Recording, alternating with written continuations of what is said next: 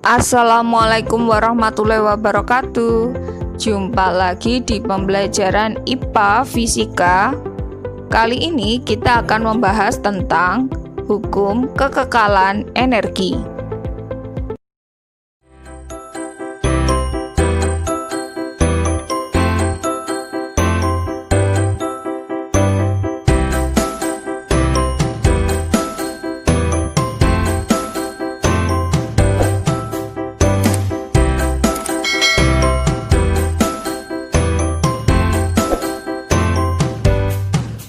Baik, langsung saja kita bahas.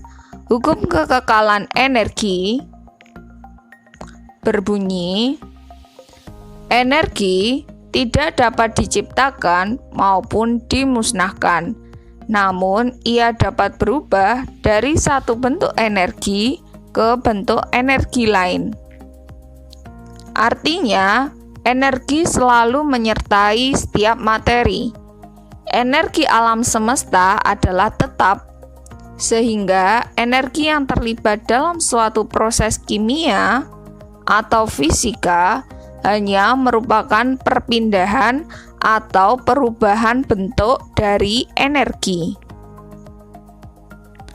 Kita lihat ilustrasi pada gambar. Misalnya, saat kita makan, kita mengubah energi kimia dari makanan, yaitu ada karbohidrat, lemak, kemudian ada protein, diubah menjadi energi yang kita gunakan untuk bergerak atau beraktivitas. Akan tetapi, energi tersebut tidak akan berubah saat kita diam. Energi akan terus tetap ada. Jadi bisa kita lihat pada orang yang hanya diam saja atau tidak menggunakan energi pada tubuhnya, maka akan cenderung memiliki berat badan yang berlebih atau obesitas, dan akan banyak penyakit yang menyerang pada tubuhnya. Oleh karena itu, energi harus kita gunakan dengan baik agar tubuh tetap terjaga kesehatannya. Penemu dari sebuah hukum kekekalan energi ialah James Prescott Joule, yaitu seorang ilmuwan yang berasal dari Inggris yang lahir pada tanggal 24 Desember 1818. Hukum kekekalan energi mekanik berupa jumlahan energi kinetik dan energi potensial. Bisa kita rumuskan sebagai berikut. EM, energi mekanik, sama dengan EK, energi kinetik, ditambah dengan energi potensial. Setiap total energi pada sistem, yakni energi mekanik, harus selalu sama. Maka, energi mekanik sebelum dan sesudahnya memiliki besar yang sama. Dalam hal ini dapat dinyatakan sebagai berikut. Energi mekanik sebelum sama dengan energi mekanik sesudah. Bisa kita rumuskan setengah M1V1 kuadrat ditambah dengan M1G1H1 sama dengan setengah M2V2 kuadrat ditambah dengan M2G2H2. Kita lihat ilustrasi pada gambar berikut. Ketika buah berada di atas pohon, maka buah tersebut akan diam. Buah ini akan memiliki energi potensial karena ketinggian buah dari tanah. Sekarang, jika buah yang jatuh dari pohon, energi potensial akan mulai untuk diubah menjadi energi kinetik. Jadi, untuk gambar yang B ini, semakin ke bawah, maka energi potensial yang dimiliki akan semakin kecil, tetapi energi kinetik yang dimiliki akan semakin besar. Jumlah energi akan tetap konstan dan itu akan menjadi energi mekanik total dari sistem.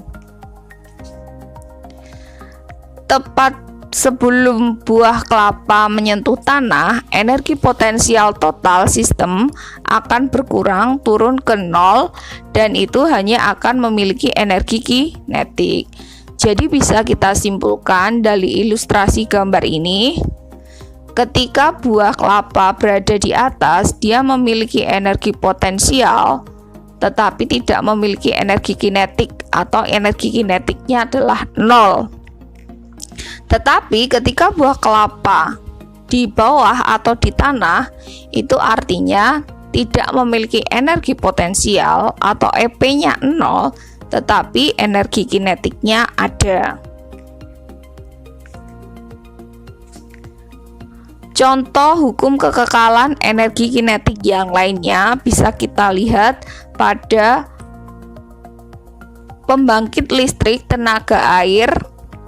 Ini adalah energi mekanik dari air jatuh, dari air terjun digunakan untuk memutar turbin yang ada di bagian bawah air terjun. Kemudian rotasi dari turbin ini digunakan untuk menghasilkan listrik. Latihan soal. Sebuah balok meluncur dari bagian atas bidang miring licin hingga tiba di bagian dasar bidang miring tersebut. Jika puncak bidang miring berada pada ketinggian 32 meter di atas permukaan lantai, maka kecepatan balok saat tiba di dasar bidang adalah, sini ada balok, kemudian sampai bawah. Nah, menuju ke bawah. Pada saat posisi balok di atas, maka diingat sesuai teori yang telah kita bahas, dia mempunyai energi potensial, tetapi energi kinetiknya sama dengan 0. Kemudian, ketika balok berada di bawah, maka dia mempunyai energi kinetik, tetapi energi potensialnya sama dengan 0. Dan yang sama dari kedua di sini adalah energi mekaniknya. EM1 itu nanti sama dengan EM2.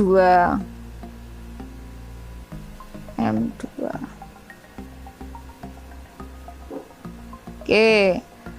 Kemudian di sini diketahui hanya adalah atau ketinggiannya 32 meter.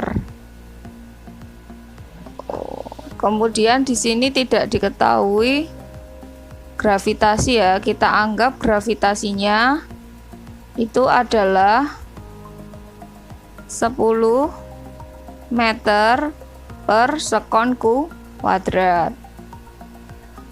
Oke.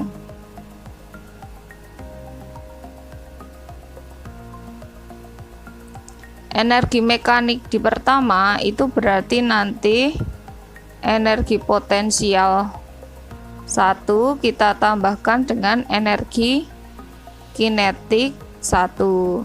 Kemudian pada balok posisi di bawah itu kita misalkan energi potensial 2 ditambah dengan energi kinetik 2.